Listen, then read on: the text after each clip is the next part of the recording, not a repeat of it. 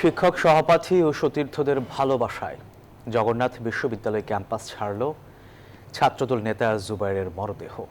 দুপুরে জানাজা শেষে বিচার দাবিতে বিক্ষোভ করেছে ছাত্রদল। এদিকে জুবায়ের হত্যা মামলায় অভিযুক্ত মাহিরকে পুলিশের হাতে তুলে দিয়েছেন তার মা। পুলিশের ধারণা ছাত্রীর প্রেমিকের সন্দেহের বলি হয়েছেন জুবায়ের। শেষবারের মতো সোমবার বিশ্ববিদ্যালয়ে জুবায়েদের নিথর দেহ। এটাই শেষ, আর কোনোদিন ফেরা হবে না প্রিয় ক্যাম্পাসে। কণ্ঠে আর কখনো উচ্চারিত হবে না রাজনৈতিক তর্ক বিতর্ক। তাই তো জুবায়েদকে শেষবারের মতো বিদায় জানাতে ক্যাম্পাসে সহপাঠীদের ভিড়। যে মঞ্চে বিশ্ববিদ্যালয় দিবস পালন করার কথা ছিল সেখানে অনুষ্ঠিত হলো জুবায়েদের জানাজা। এ সময় তার আত্মার মাগফিরাত কামনা করেন শিক্ষক শিক্ষার্থীরা।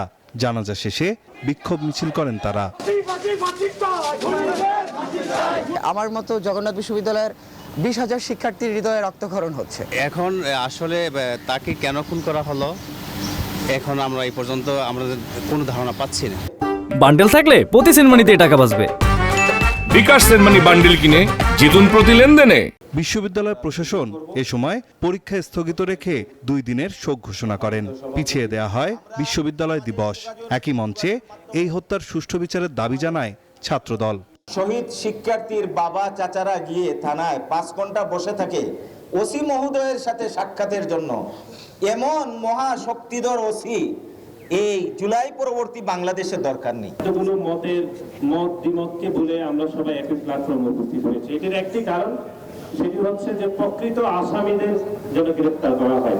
শুরু থেকেই আমরা এটার সাথে আছি এবং থাকব যতক্ষণ না পর্যন্ত এর উপযুক্ত বিচার নিশ্চিত না হয়। এর আগে মিডফোর্ড হাসপাতালে ময়নাতদন্ত শেষে সন্তানের মরদেহ হাতে পান জুবায়েদের বাবা। সেখানেই কান্নায় ভেঙে পড়েন তার বাবা মোবারক হোসেন। এটা আল্লাহর হুকুম, আমার মাত্র হবে একটু অবসরের সময় আসতেছিল। এখন আমার আবার ভয়াবহ পথ অতিক্রম করতে হবে। এটাই আমার ধারণা, বিশ্বাস। আর মহান রাব্বুল আলামিন ছাড়া আর আবার কেউ নাই। এদিকে জুবায়েদ হত্যা মামলায় অভিযুক্ত মোহাম্মদ মাহিন রহমানকে আটক করেছে পুলিশ।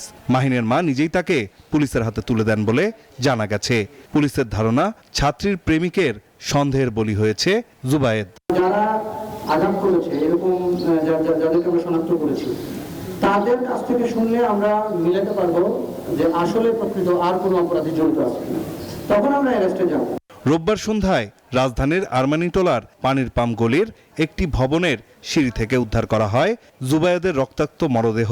ওই ভবনের একটি বাসায় তিনি টিউশনি করাতেন। নাইম আল চিকো, নিউজ 24, ঢাকা।